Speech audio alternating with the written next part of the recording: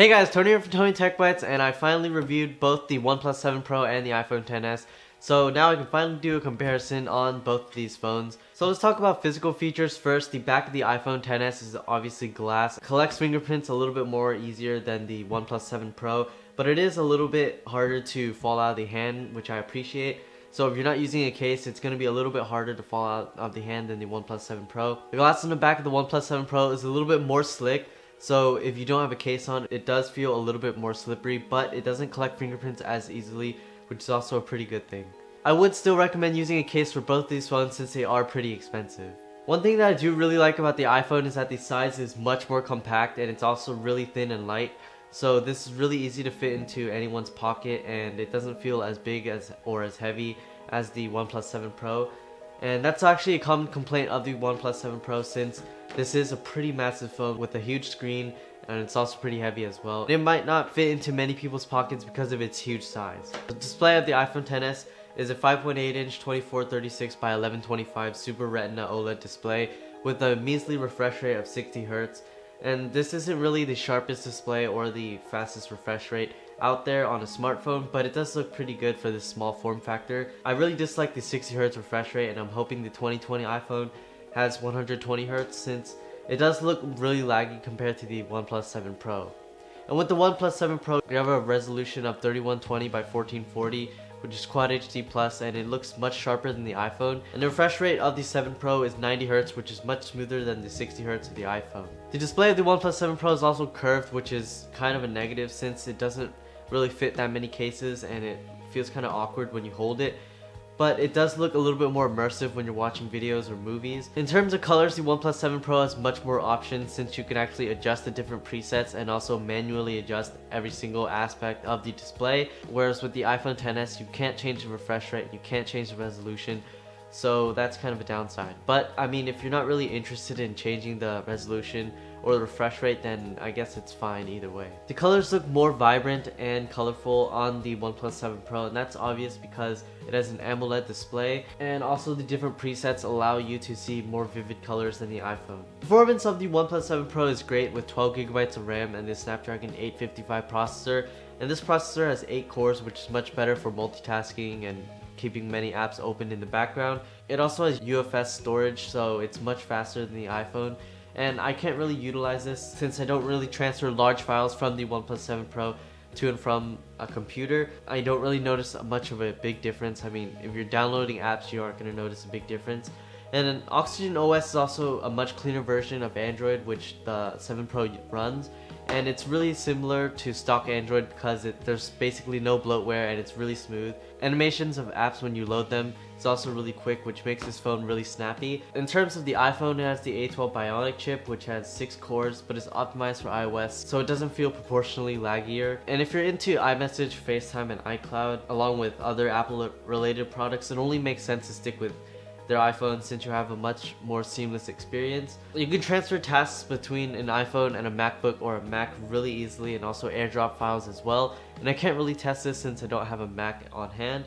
And iMessage and FaceTime are also really convenient to use, especially if all your friends and family are on iPhones. In terms of the cameras, the iPhone has a 12 megapixel main sensor as well as a telephoto camera. And this is pretty convenient since you can use the standard wide angle for regular shots and the telephoto if you can't actually zoom in. But what this does lack is a wide angle that the OnePlus 7 Pro has. And the OnePlus 7 Pro has a 48 megapixel main sensor, the wide angle, and the telephoto lens.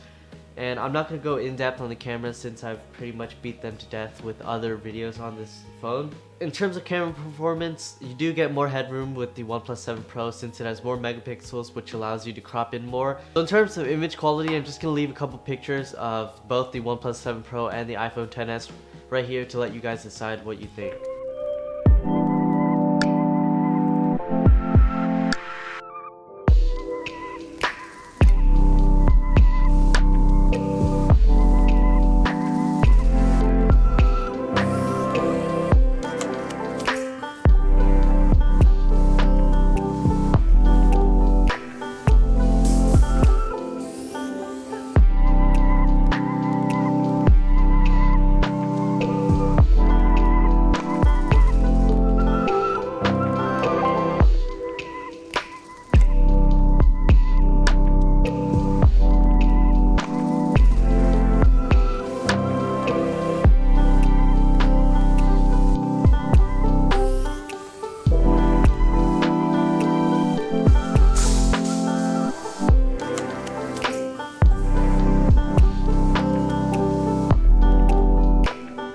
So in my opinion, they're both really good cameras. The HDR on both phones is really good.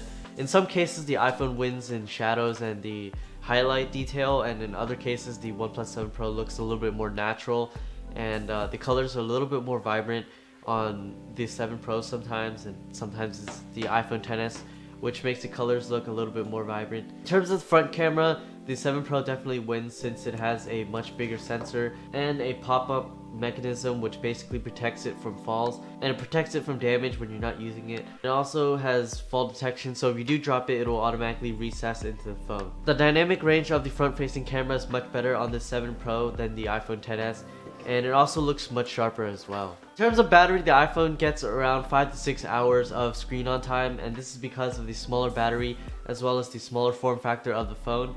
And with the OnePlus 7 Pro, I usually get around 6 to 7 hours of screen on time, and that's at the Quad HD Plus resolution with the 90Hz refresh rate.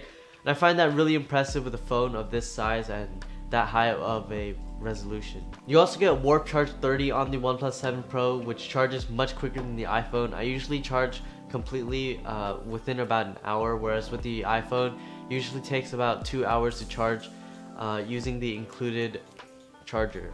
In terms of unlocking the phone, the in-display fingerprint sensor on the OnePlus 7 Pro is a little bit faster than the iPhone XS's Face ID, and this is to be expected since Face ID involves using the camera and then you have to swipe up to unlock the phone, whereas with the OnePlus 7 Pro, all you have to do is just put your thumb there and it'll unlock, which is really convenient. Supposedly, Apple's T2 chip makes Face ID a little bit more secure, but I can't really test this at all since that's kind of impossible for me to test. For sound quality, speakers are a little bit clearer and louder on the OnePlus 7 Pro since there are stereo Dolby Atmos speakers. The speakers are generally a little bit bigger than the iPhone XS since you have this speaker on the bottom and on the top of the phone, which are definitely a little bit more massive since it is a bigger phone. Listening to YouTube videos and movies do sound a little bit better on the OnePlus 7 Pro. One downside of the iPhone is the Lightning port, which is outdated and very slow for transfer speeds. Whereas with the OnePlus 7 Pro, you have USB-C, which is faster for charging and also for transferring data. Both don't have a headphone jack since we are advancing towards a wireless future. In terms of water resistance, the OnePlus 7 Pro has unofficial water resistance, which has been tested to be water resistant, whereas the iPhone XS has IP68 water certification. So you do have peace of mind with the iPhone, and you know that it should resist water a little bit better than the OnePlus 7 Pro, but both do have water resistance, which is a plus. The cheaper price of the OnePlus 7 Pro and the plethora of premium features like the humongous display and the 90Hz refresh rate make this such a good phone for people that are looking for a value-oriented phone that doesn't cost $1,000 like most flagship phones out there. Whereas with the iPhone, you're gonna see much better integration with Apple's products. And of course, if you're already in the Apple ecosystem, this might make more sense. It works better with iMessage, FaceTime, iCloud, and other features like that. If you're looking for the absolute best experience, I think the OnePlus 7 Pro definitely delivers on that. You get a better processor, more RAM, and also much more customization in the settings to fine-tune your experience. The display is sharper, the battery is bigger, and the refresh rate is also really smooth. When you're scrolling through social media, you definitely can tell a difference there. But if you're an Apple sheep and you're just stuck on buying iPhones, then this video is kind of pointless since there is really nothing else to compare with an iPhone. If you're genuinely considering the XS, I think I'd steer you towards the iPhone XR or the iPhone X since they are a little bit cheaper and they do perform pretty similarly. The iPhone XS has a slightly better camera and also display than the previous iPhones, but if you aren't really interested in those specific features, and the iPhone X and the XR do perform pretty well. At the end of the day, it's kind of personal preference if you prefer Android or iOS, or also if you prefer specs over just daily usage and also integration with your other products. I'll let you guys decide on what you think the best phone is for you. So thank you all so much for watching this long video comparing the OnePlus 7 Pro to the iPhone XS. I hope you enjoyed watching it. And if you did, please leave a like and subscribe, and it helps out my channel. And also, if you're interested in picking up either the 7 Pro or the iPhone XS or other accessories for these phones, I have them linked in the description down below for your convenience. Just as a disclaimer, they are affiliate links, so I do earn a tiny bit of commission from them, but it doesn't come at an additional cost to you.